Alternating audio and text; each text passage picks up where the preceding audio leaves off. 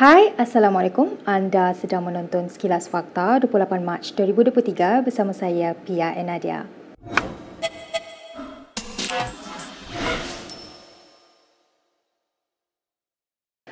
PAS mempertaruhkan Menteri Besar Kedah, Muhammad Sanusi Mak Noor sebagai poster boy PN bagi menghadapi PRN di negeri itu. Beberapa pemimpin PAS yang dihubungi memberi bayangan bahawa Sanusi akan menjadi satu-satunya calon poster boy bagi mempertahankan kerajaan negeri Kedah. Menurut seorang pemimpin PAS Pusat yang enggan namanya didedahkan berkata, setakat ini tiada pemimpin lain, hanya Sanusi sahaja calon poster boy. Seorang lagi pemimpin PAS Pusat yang dihubungi Malaysia Kini turut menyatakan perkara yang sama. Sabtu lalu, Timbalan Presiden PAS, Tuan Ibrahim Tuan Man memaklumkan Sanusi dilantik sebagai pengarah pilihan raya PN bagi menghadapi 6 PRN. Sanusi yang turut serta pada program berkenaan turut mendedahkan bahawa calon Menteri Besar akan diketengahkan sebagai poster boy PN. PRN yang dijangka akan diadakan selewat-lewatnya Ogos tahun ini membabitkan Kelantan, Terengganu, Kedah, Selangor, Negeri Sembilan dan Pulau Pinang. Sementara itu, Setiausaha PAS Kedah, Musaudah Ahmad mengesahkan yang Sanusi akan menjadi poster boy PN bagi PRN Kedah. Bekas Perdana Menteri Dr. Mahathir Mohamad sepatutnya mengambil peranan sebagai seorang negarawan yang ulung, kata ahli ekonomi Jomo Kwame Sundaram. Jomo mengimbas pertemuannya dengan Mahathir 8 bulan yang lalu dan menasihatkan bekas Perdana Menteri itu untuk meninggalkan politik. Malah, kata Jomo, dia mengesa Mahathir mengambil peranan sebagai negarawan ulung dan membantu membangunkan negara. Jomo berkata demikian pada forum dalam talian bertajuk Malaysia's Future in a Fractured World, anjuran The Oxford and Cambridge Society Malaysia di YouTube malam tadi.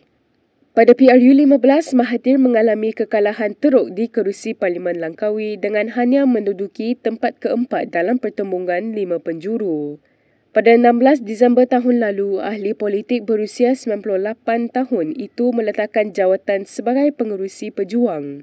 Mahathir ketika ditanya mengenai isu tersebut mengakui menolak nasihat yang diberikan oleh Jomo supaya dirinya tidak terbabit dalam politik dan menjadi negarawan.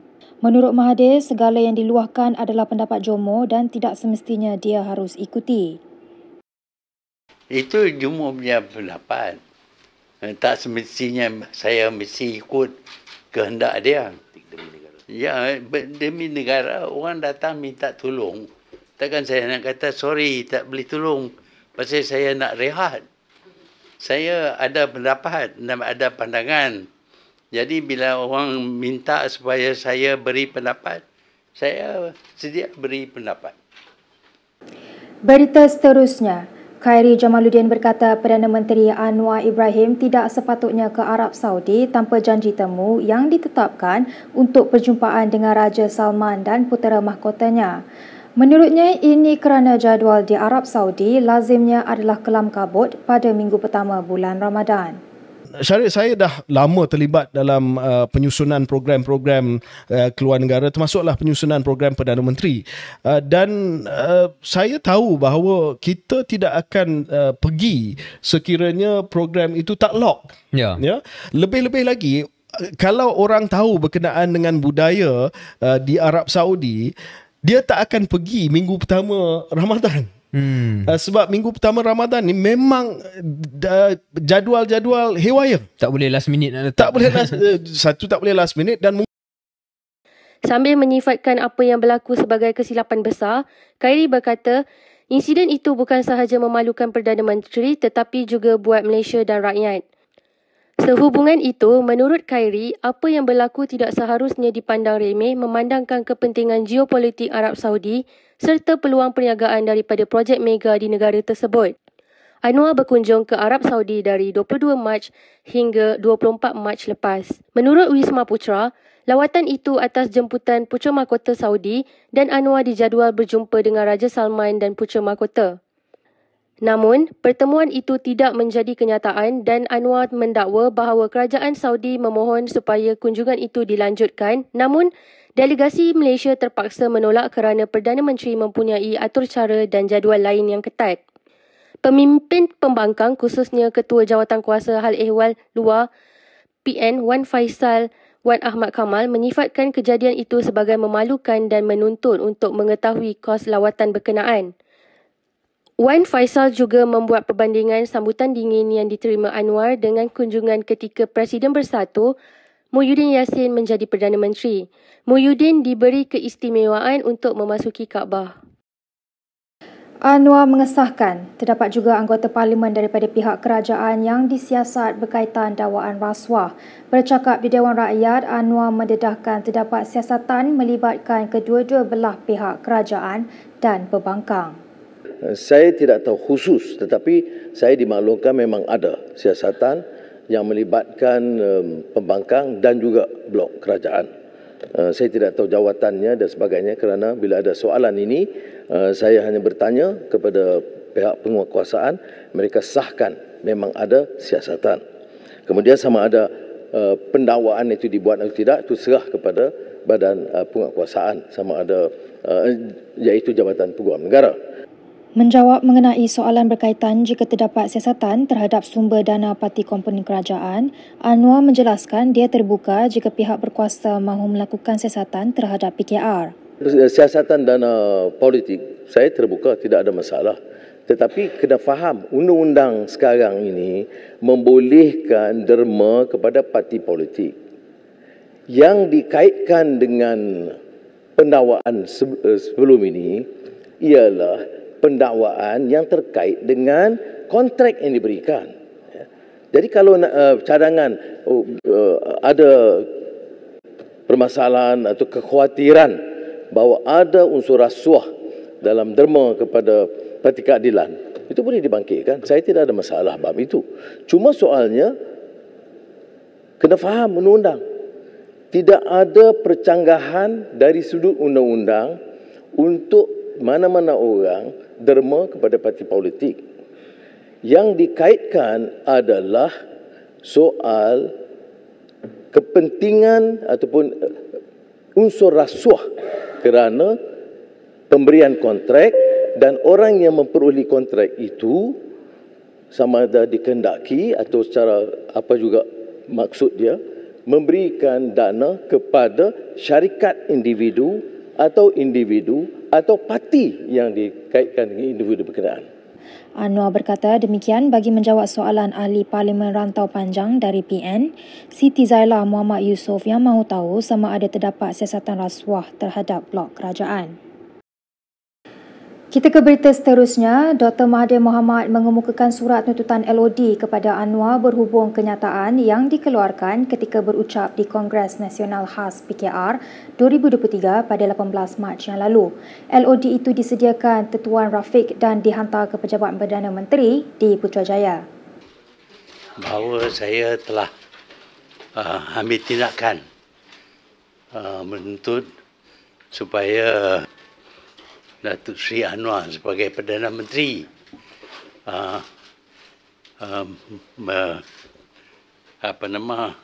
menjelaskan tentang tuduhan-tuduhan yang dibuat terhadap saya dalam kenyataannya beberapa kali, tetapi khususnya dalam mesyuarat partinya, mesyuarat PKR.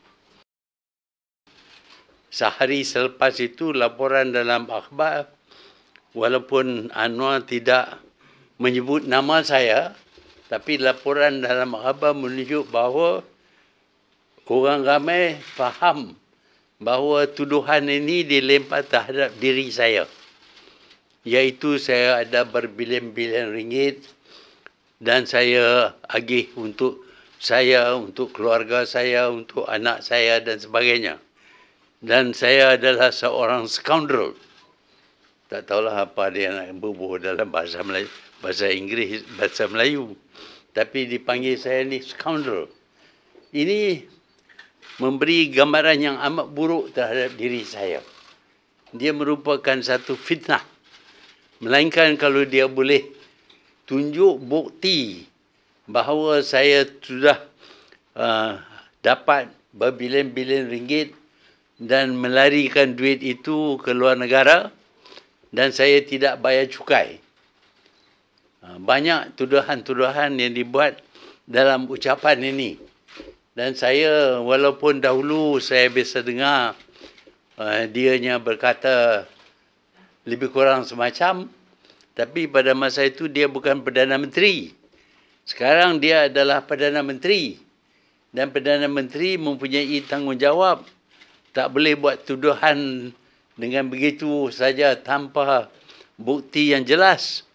Jadi sebab itu hari ini saya buat keputusan untuk tuntut supaya ditarik balik fitnah yang dilempar oleh Datuk Seri Anwar terhadap diri saya. Saya bagi masa 7 hari untuk dia tarik balik dan lakukan beberapa acara untuk menunjuk bahawa dia tidak percaya kepada apa yang disebutkan olehnya. Dalam perkembangan yang sama, Mahathir berkata adalah menjadi hak sekiranya ahli-ahli Parlimen Kerajaan mahu menjatuhkan kerajaan Anwar Ibrahim. Menurut Mahathir, ia sama seperti yang pernah berlaku kepada Muhyiddin Yassin sekiranya tidak mentadbir dengan baik. Saya berpendapat kalau satu kerajaan itu tidak mentadbir dengan baik, ahli-ahli partinya sepatutnya jatuhkan kerajaan itu dan pilih yang lain seperti mana yang berlaku di waktu Muhyiddin jadi Perdana Menteri. Nampak pada masa itu UMNO tidak puas hati. UMNO tarik sokongan, Muhyiddin jatuh dan diganti dengan orang UMNO. Jadi hak bagi wakil rakyat memang ada untuk menukar kerajaan. Dan ini tidak melanggar apa-apa undang-undang. Berikut beberapa lagi ringkasan berita untuk hari ini.